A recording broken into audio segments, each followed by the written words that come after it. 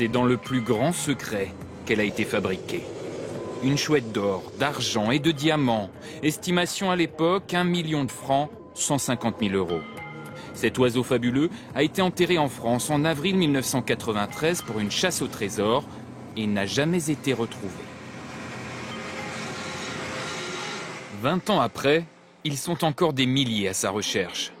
Comme Jean-Luc, alias Montjoie, un joueur très bien équipé. La pioche et puis quelques outils supplémentaires. Ce gestionnaire de biens immobiliers est persuadé d'avoir localisé l'animal près de Poitiers. Ça fait 20 ans que certaines personnes cherchent la chouette. Moi, ça fait 5-6 ans. Beaucoup de travail, mais je pense que là, c'est bon, on va la trouver aujourd'hui. Pour retrouver cette chouette d'or, Jean-Luc a dû résoudre 11 énigmes infernales, réunies dans un livre qui s'est écoulé à 70 000 exemplaires. Un casse-tête, de charades, de dessins et de codes très difficiles à déchiffrer. 1 égale 530. 2, 3 égale 470. Rien que le fait d'essayer de comprendre ce que ça veut dire, ça attire l'attention. C'est un défi. C'est le problème de cette chasse, c'est que vous commencez, vous mettez le doigt dedans, et puis après ça vous prend tout le bras, et puis vous êtes complètement absorbé. Pour ce grand jour, un autre chouetteur, comme ils se surnomment entre eux, lui prête main forte. Bon, C'est bien arrivé? je suis bien arrivé, j'ai tout amené. Olivier, alias Joe Dalton, est gérant d'une société dans l'alimentaire. Lui recherche l'oiseau rare depuis 10 ans. Et vous avez creusé beaucoup de trous? Disons que je me suis déplacé sur zone 2 fois, sans la solution finale. Donc autant aller creuser au milieu d'un terrain de foot sans savoir où creuser.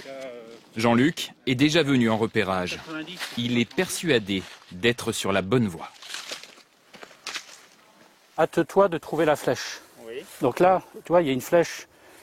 C'est à cet endroit-là qu'il faut s'arrêter en venant du chemin. Et là, tu as une rupture dans le muret, ça doit être là. Voilà. Bon. Pour vous, la chouette est... Et là, à 2 mètres là. Cette fois, pour en avoir le cœur net, le chasseur a loué un détecteur de masse. Si la chouette d'or est là, l'engin devrait sonner.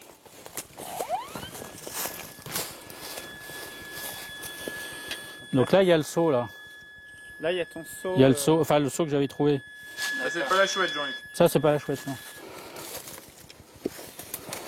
Malheureusement, en dehors d'un vieux seau rouillé, aucune trace de la chouette. Il y a la déception, là, Jean-Luc? Oui, un petit peu. Il y a toujours une partie de rêve. Donc après, quand on se réveille, il peut dire ah bah non, c'est pas là. C'est toujours un peu désagréable, quoi. C'est clair. Hein. Je vais repasser là. Le joueur va devoir reprendre tous ses calculs.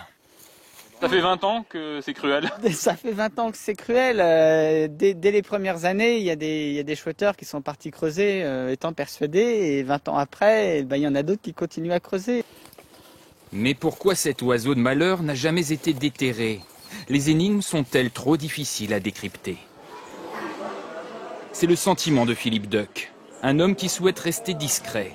Pendant des années, il a été le bras droit de Max Valentin, le créateur du jeu mort en 2009, sans jamais avoir révélé son secret.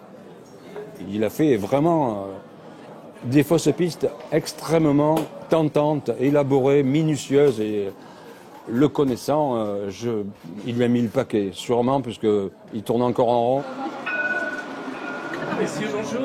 Mais les chouetteurs gardent la foi, malgré tout. À Dijon, cette année, ils ont décidé de fêter les 20 ans de leur jeu favori. Au démarrage, il y avait à peu près 100 000 personnes qui ont cherché la chouette d'or. Aujourd'hui, on doit être 5 000 à peu près à chercher la chouette dans le monde. Cette communauté de chasseurs a même son hymne à la chouette, en latin.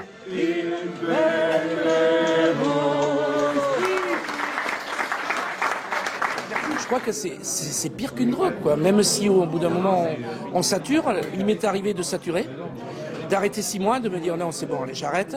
Et puis au bout d'un moment on passe devant la bibliothèque, on voit le bouquin et on se dit tiens mais allez on s'y remet, on s'y replonge. Je ne chercherais pas si j'y croyais pas. Et puis bon, il y a les contacts avec les chouetteurs. L'ambiance aussi. L'ambiance. Pour l'occasion, une mini-chasse à la chouette d'or a été organisée. Quant à la vraie, seule la famille de Max Valentin connaît les solutions. Si elle refuse de communiquer, elle assure que le jeu continue.